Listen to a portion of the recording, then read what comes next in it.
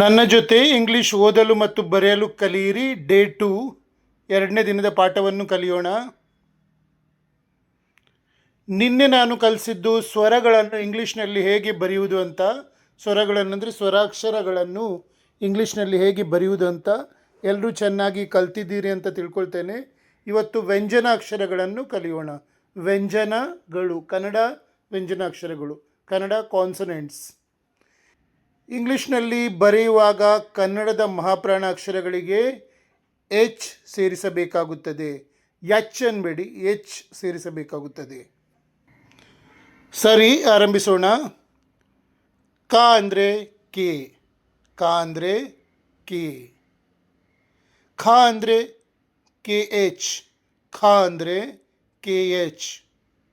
ಗ ಅಂದರೆ ಜಿ, ಗ ಅಂದರೆ ಜಿ. ಘ ಅಂದರೆ ಜಿ ಎಚ್, ಘ ಅಂದರೆ ಜಿ ಎಚ್. ನ ಎನ್ ಜಿ, ನ ಎನ್ ಜಿ. ಚ ಅಂದರೆ ಸಿ ಎಚ್, ಚ ಅಂದರೆ ಸಿ ಎಚ್. ಛ ಅಂದರೆ ಸಿ ಡಬಲ್ ಎಚ್ ಅಥವಾ ಸಿ ಎಚ್ ಎಚ್, ಛ ಅಂದರೆ ಸಿ ಎಚ್ ಎಚ್. ಜ ಅಂದರೆ ಜೆ, ಜ ಅಂದರೆ ಜೆ.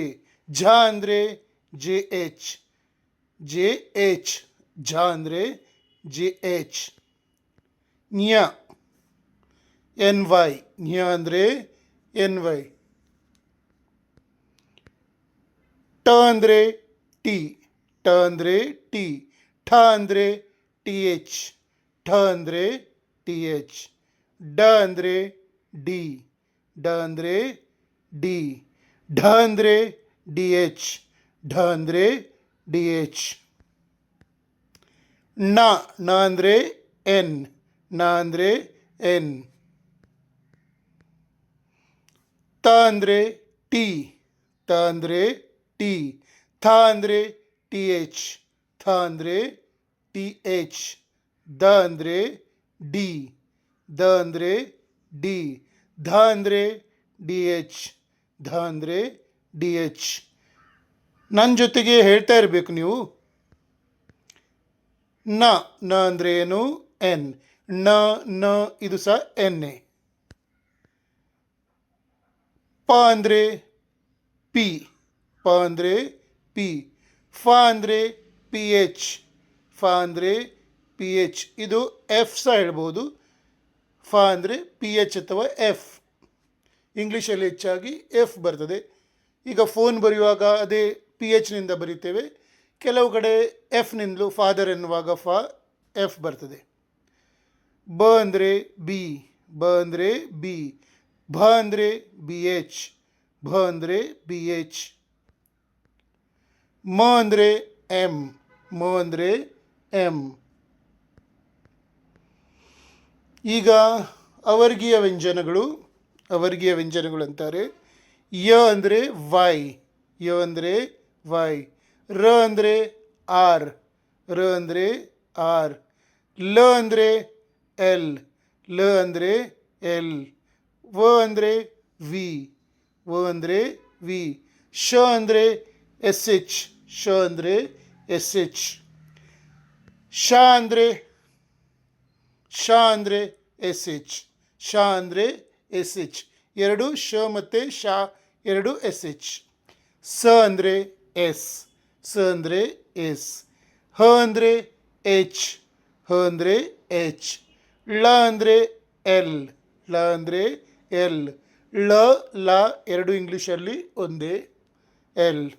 ಕ್ಷ ಅಂದರೆ ಕೆ ಎಸ್ ಎಚ್, ಕ್ಷ ಅಂದರೆ ಕೆ ಎಸ್ ಎಚ್. ಜ್ಞ ಅಂದರೆ ಜೆ ಎನ್ ವೈ ಎ, ಜ್ಞ ಅಂದರೆ ಜೆ ಎನ್ ವೈ ಎ.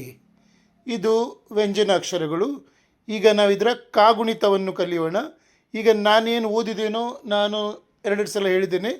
ಪ್ರತಿ ಅಕ್ಷರ ಅದರ ಇಂಗ್ಲೀಷ್ನಲ್ಲಿ ಬರೆಯುವ ಪದ್ಧತಿ, ಇಂಗ್ಲೀಷ್ನಲ್ಲಿ ಬರೆಯುವ ಅಥವಾ ಓದುವ ಪದ್ಧತಿ ಎರಡನ್ನು ನಾನು ಎರಡೆರಡು ಸಲ ಹೇಳಿದ್ದೇನೆ. ಈ ವಿಡಿಯೋವನ್ನು ನೀವು 5-6 ಸಲ ನೋಡಿ 10-12 ಸಲ ರಿಪೀಟ್ ಮಾಡಬೇಕು. ಎಷ್ಟು ಸಲ ಬೇಕು ಅಷ್ಟು ಸಲ ಮಾಡಿ ಅಟ್ಲೀಸ್ಟ್ 1 ಗಂಟೆ ಪ್ರಾಕ್ಟೀಸ್ ಮಾಡಿ. ನಿಮಗೆ ಖಂಡಿತವಾಗಿಯೂ ನಾನು ಇಂಗ್ಲೀಷ್ನಲ್ಲಿ ಬರೀಲಿಕ್ಕೆ, ಇಂಗ್ಲೀಷ್ ಓದಲಿಕ್ಕೆ ಕಲಿಸ್ತೇನೆ. ಮಾಡಬೇಕು, ಪ್ರಾಕ್ಟೀಸ್ ಮಾಡಿ. ಈಗ ಕಾಗುಣಿತ ಕಲಿಯೋಣ. ಕಾಗುಣಿತ ಕ ಸರಣಿ ಅಂದರೆ ಕ ಅನ್ನುವ ಅಕ್ಷರದಿಂದ ಎಷ್ಟೆಲ್ಲ ಅಕ್ಷರಗಳು ಆಗ್ತವೋ ಅವನ್ನು ಇಂಗ್ಲೀಷ್ನಲ್ಲಿ ಹೇಗೆ ಬರೆಯುವುದು, ಕನ್ನಡದಲ್ಲಿ ಹೇಗಿದ್ದರೆ ಇಂಗ್ಲೀಷಲ್ಲಿ ಹೇಗೆ ಬರೆಯುವುದು ಅಂತ ಕಲಿಯೋಣ.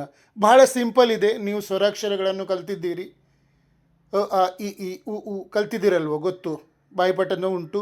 ಅದಕ್ಕೆ ಇಂಗ್ಲೀಷಲ್ಲಿ ಯಾವ ಅಕ್ಷರಗಳನ್ನು ಉಪಯೋಗಿಸ್ತಾರೆ, ಅಕ್ಷರ ಅಂದರೆ ಲೆಟರ್, ಯಾವ ಅಕ್ಷರಗಳನ್ನು ಉಪಯೋಗಿಸ್ತಾರೆ ಅದು ನಿಮಗೆ ಚೆನ್ನಾಗಿ ಗೊತ್ತು.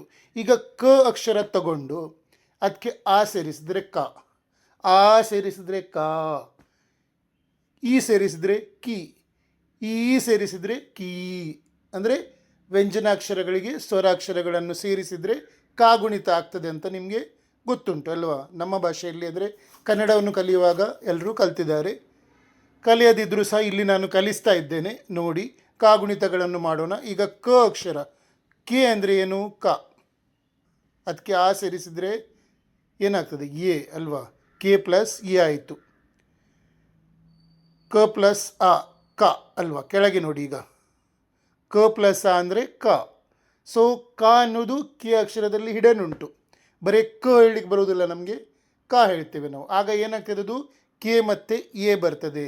ಸೊ ಕ ಅಂದರೆ ಕೆ ಪ್ಲಸ್ ಎ, ಕ. ಅರ್ಥ ಆಯ್ತಾ. ಕ ಪ್ಲಸ್ ಆ ಅಂದರೆ ಕ. ಕ ಪ್ಲಸ್ ಆ ಅಂದರೆ ಕಾ. ಇಂಗ್ಲೀಷ್ನಲ್ಲಿ ಕೆ ಪ್ಲಸ್ ಡಬಲ್ ಎ ಅಂದರೆ ಕಾ, ಕೆ ಪ್ಲಸ್ ಎ ಎ. ಕನ್ನಡದಲ್ಲಿ ಕ ಪ್ಲಸ್ ಇ ಅಂದರೆ ಕಿ. ಇಂಗ್ಲೀಷ್ನಲ್ಲಿ ಕೆ ಪ್ಲಸ್ ಐ ಅಂದರೆ ಕೀ. ಕನ್ನಡದಲ್ಲಿ ಕ ಪ್ಲಸ್ ಇ ಅಂದರೆ ಕೀ. ಇಂಗ್ಲೀಷ್ನಲ್ಲಿ ಕೆ ಪ್ಲಸ್ ಡಬಲ್ ಇ ಅಂದರೆ ಕೆ ಪ್ಲಸ್ ಇ ಇ ಅಂದರೆ ಕೀ. ಕನ್ನಡದಲ್ಲಿ ಕ ಪ್ಲಸ್ ಉ ಅಂದರೆ ಕು. ಇಂಗ್ಲೀಷ್ನಲ್ಲಿ ಕೆ ಪ್ಲಸ್ ಯು ಅಂದರೆ ಕು. ಕನ್ನಡದಲ್ಲಿ ಕ ಪ್ಲಸ್ ಉ ಅಂದರೆ ಕು. ಇಂಗ್ಲೀಷ್ನಲ್ಲಿ ಕೆ ಪ್ಲಸ್ ಡಬಲ್ ಒ ಅಂದರೆ ಕೂ ಅಂದರೆ ಓ ಓ. ಕೆ ಪ್ಲಸ್ ಓ ಓ ಅಂದರೆ ಕೂ. ಕನ್ನಡದಲ್ಲಿ ಕ ಪ್ಲಸ್ ರು ಅಂದರೆ ಕೃ. ಇಂಗ್ಲೀಷ್ನಲ್ಲಿ ಕೆ ಪ್ಲಸ್ ಆರ್ ಯು ಅಂದರೆ ಕ್ರೂ. ಕನ್ನಡದಲ್ಲಿ ಕ ಪ್ಲಸ್ ಎ ಅಂದರೆ ಕೆ. ಇಂಗ್ಲೀಷ್ನಲ್ಲಿ ಕೆ ಪ್ಲಸ್ ಇ ಅಂದರೆ ಕೆ. ಕನ್ನಡದಲ್ಲಿ ಕೆ ಪ್ಲಸ್ ಎ ಅಂದರೆ ಕೆ. ಇಂಗ್ಲೀಷ್ನಲ್ಲಿ ಕೆ ಪ್ಲಸ್ ಇ ಐ ಅಂದರೆ ಕೆ. ಕನ್ನಡದಲ್ಲಿ ಕ ಪ್ಲಸ್ ಐ ಅಂದರೆ ಕೈ. ಇಂಗ್ಲೀಷ್ನಲ್ಲಿ ಕೆ ಪ್ಲಸ್ ಎ ಐ ಅಂದರೆ ಕೈ. ಕನ್ನಡದಲ್ಲಿ ಕ ಪ್ಲಸ್ ಓ ಅಂದರೆ ಕೋ. ಇಂಗ್ಲೀಷ್ನಲ್ಲಿ ಕೆ ಪ್ಲಸ್ ಓ ಅಂದರೆ ಕೋ. ಕನ್ನಡದಲ್ಲಿ ಕ ಪ್ಲಸ್ ಓ ಅಂದರೆ ಕೋ. ಇಂಗ್ಲೀಷ್ನಲ್ಲಿ ಕೆ ಪ್ಲಸ್ ಓ ಯು ಅಂದರೆ ಕೋ. ಕನ್ನಡದಲ್ಲಿ ಕ ಪ್ಲಸ್ ಔ ಅಂದರೆ ಕೌ. ಇಂಗ್ಲೀಷ್ನಲ್ಲಿ ಕೆ ಪ್ಲಸ್ ಎ ಯು ಅಂದರೆ ಕೌ. ಕನ್ನಡದಲ್ಲಿ ಕ ಪ್ಲಸ್ ಅಮ್ ಅಂದರೆ ಕಮ್. ಇಂಗ್ಲೀಷ್ನಲ್ಲಿ ಕೆ ಪ್ಲಸ್ ಎ ಎಮ್ ಅಂದರೆ ಕಮ್. ಕನ್ನಡದಲ್ಲಿ ಕ ಪ್ಲಸ್ ಅಹ ಅಂದರೆ ಕಹ. ಇಂಗ್ಲೀಷ್ನಲ್ಲಿ ಕೆ ಪ್ಲಸ್ ಎ ಎಚ್ ಅಂದರೆ ಕಹ. ನಾನಿದನ್ನೀಗ ಒಂದೇ ಸಲ ಓದಿದೆ ಮತ್ತು ಸ್ವಲ್ಪ ವೇಗವಾಗಿ ಓದಿದೆ ಅಂತ ನೀವು ತಿಳ್ಕೊಂಡ್ರೆ ನೀವು ನನ್ನ ಜೊತೆನೇ ಹೇಳಿ, ನನ್ನ ಸ್ವರದಲ್ಲಿ ಸ್ವರವನ್ನು ಸೇರಿಸಿ ಹೇಳಿ. ಇದು ಸುಲಭ ಉಂಟು, ನಿಮಗೇನು ಅಷ್ಟು ಕಷ್ಟ ಅಂತ ನನಗನ್ನಿಸೋದಿಲ್ಲ. ಯಾಕಂದರೆ ಇದು ಒಂದೇ ಅಕ್ಷರ ಕೆಗೆ ಸ್ವರಾಕ್ಷರಗಳನ್ನು ಸೇರಿಸ್ತಾ ಹೋದರೆ ಆಯಿತು. ಸ್ವರಾಕ್ಷರಗಳನ್ನು ನಿನ್ನೆ ಇಂಗ್ಲೀಷ್ನಲ್ಲಿ ಕಲ್ತಿದ್ದೀರಿ. ಇವತ್ತು ಕೆ ಮತ್ತು ಕೆ ಒಂದೇ ಅಕ್ಷರವನ್ನು ತಗೊಂಡು ಅದಕ್ಕೆ ಎಲ್ಲ ಸ್ವರಗಳನ್ನು ಸೇರಿಸಿದರೆ ಕಾಗುಣಿತ ಆಗ್ತದೆ ಅಂತ ನಿಮಗೆ ಹೇಳಿದ್ದೇನೆ.